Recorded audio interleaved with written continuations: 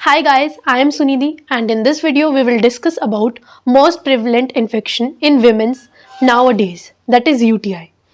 And as a medical student, I would like to recommend some home treatments to cure it. Urinary tract infection मतलब infection in any part of urinary system और urinary tract.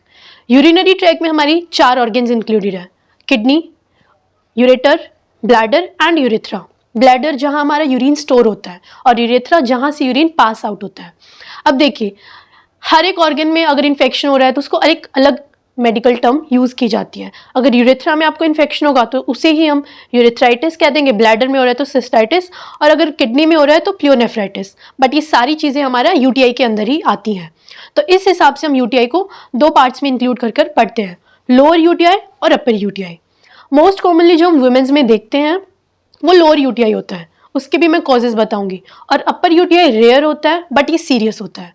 जैसे कि नाम indicate कर रहा है lower UTI. Lower UTI मतलब जो हमारे लोअर पार्ट्स में होगा यूरिनरी सिस्टम के, जैसे यूरेथ्रा या फिर ब्लैडर.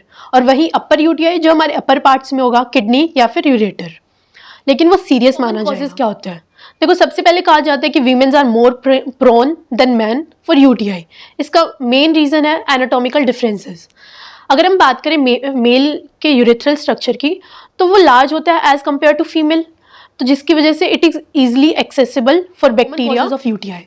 सबसे पहले पुअर अगर आपकी हाइजेनिक कंडीशंस हैं तो इन्फेक्शन के चांसेस बढ़ जाते हैं. अगर आप प्रेगनेंसी में है उस टाइम पर तो आपको बहुत ज़्यादा ध्यान रखना है. अगर आप कॉन्ट्रासेप्टिव्स यूज़ कर सकते हैं वो भी एक रीज़न हो सकता है, स्टीरॉयड्स ले रहे हैं. सेकेंडली, अगर आपका पीरियोडिक टाइम चल रहा है, आपको पीरियड्स हैं और उस टाइम पर अगर आप टैम्पॉन्स यूज़ कर रहे हैं और हाइजीन नहीं मेंटेन रख रहे हैं तो वो भी एक कॉज हो सकता है. अगर आपका सेक्सुअल इंटरकोर्स हो रहा है मल्टीपल पार्टनर्स के साथ, वो भी एक कॉज हो सकता है. उसके अलावा अगर मैं बात करूँ, अगर आप हॉस्पिटलाइज्ड थे काफ़ी लंबे समय तक और आपको कैथेटराइजेशन भी हुई है तो वो भी एक कॉज हो सकता है. कोई मेडिकेशन ले रहे हैं, मेडिकेशंस की वजह से भी ये हो सकता है. और वहीं बात करूँ जेनेटिक फैक्टर्स, तो जेनेटिक फैक्टर्स का बहुत बड़ा रोल नहीं है यूटीआई में. मेन आपका हार्मोनल इम्बैलेंस विमेंस के अंदर मैटर करता है. इसी के टाइम पर ज़्यादा चांसेस होते हैं यूटीआई होने के. उसका रीज़न ये है, बहुत सारे और हार्मोनल चेंजेस आते हैं. एक प्रोजेस्टेरोन नाम का हार्मोन होता है जो रिलीज होता है प्रेगनेंसी के टाइम पर, जो कि स्मूथ मसल्स को रिलैक्स करवा देता है.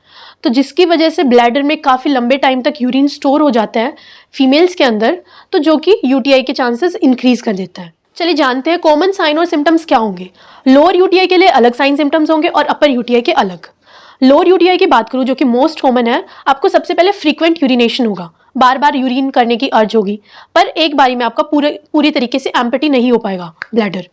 सेकेंडली, जब भी आप यूरिन करने जाएंगे तो आपको एक बर्निंग सेंसेशन फील होगी. आपको फील होगा नीचे रेडनेस, यूरेथ्रा के आसपास के एरिया में इन्फ्लामेशन, ईचिंग भी फील होगी. मोस्ट कॉमनली आपको जो आपका पेल्विक एरिया है या फिर लोअर एब्डोमिनल एरिया है वहाँ पर पेन भी हो सकता है. और इसके अलावा आपका जो यूरिन है वहाँ पर ब्लड भी दिख सकता है. मैं बात करूँ अपर यूटीआई की, तो मोस्ट कॉमन 3 सिम्टम्स आपको दिखते हैं. आपको फीवर हो सकता है, नोजिया वोमिटिंग हो सकती है और पेन इन पेल्विस एरिया. लेकिन ये रेयर होता है. अगर ये हो रहा है तो फिर इसकी वजह से काफ़ी अलग कंडीशंस भी आपको देखने. पहले बात करते हैं डायग्नोज कैसे होगा ये. तो आप डॉक्टर के पास जाएंगे, वो आपकी मेडिकल हिस्ट्री लेंगे, वो आपकी मेडिकेशंस चेक करेंगे कि आप कोई एक्स्ट्रा मेडिकेशन नहीं यूज़ कर रहे हैं, आपकी सर्जिकल हिस्ट्री देखेंगे. उसके अलावा आपका यूरिन सैंपल लिया जाएगा. यूरिन सैंपल का रिजल्ट आपका विद इन फ्यू आवर्स या फिर 1 दिन भी लग सकता है आने के लिए. आपका यूरिन कल्चर होगा जिससे पता लगेगा कि किस बैक्टीरिया की वजह से आपको यूटीआई हुआ है. आपका यूएसजी करवाया जाएगा, अल्ट्रासाउंड, जिससे पता लगेगा किडनीज में किडनी स्टोन्स तो नहीं है. उसके अलावा सीटी स्कैन, एमआरआई भी हो सकता है अपर लेवल पर. ये मोस्ट कॉमन आपके टेस्ट. अगर मैं बात करूँ ट्रीटमेंट की, तो आपका एंटीबायोटिक की रेजिमेंट ट्रीटमेंट आपका चलता है. अगर आपको नॉर्मली फर्स्ट टाइम यूटीआई हो रहा है तो 3 से 4 दिन आपको वो मेडिकेशंस लेनी होंगी और साथ में बहुत सारा पानी आपको पीने के लिए कहा जाएगा. ये इनफ होता है यूटीआई ठीक करने के लिए. लेकिन अगर आपको रिकरेंट यूटीआई, बार बार यूटीआई हो रहा है, तो उसके लिए जो आपका एंटीबायोटिक ट्रीटमेंट है, एंटीबायोटिक थेरेपी है, वो काफ़ी लंबे टाइम तक चलेगी और आपको कॉन्टिन्यूसली मेडिकेशंस लेनी होगी. घर पर कैसे ठीक कर सकते हैं यूटीआई को?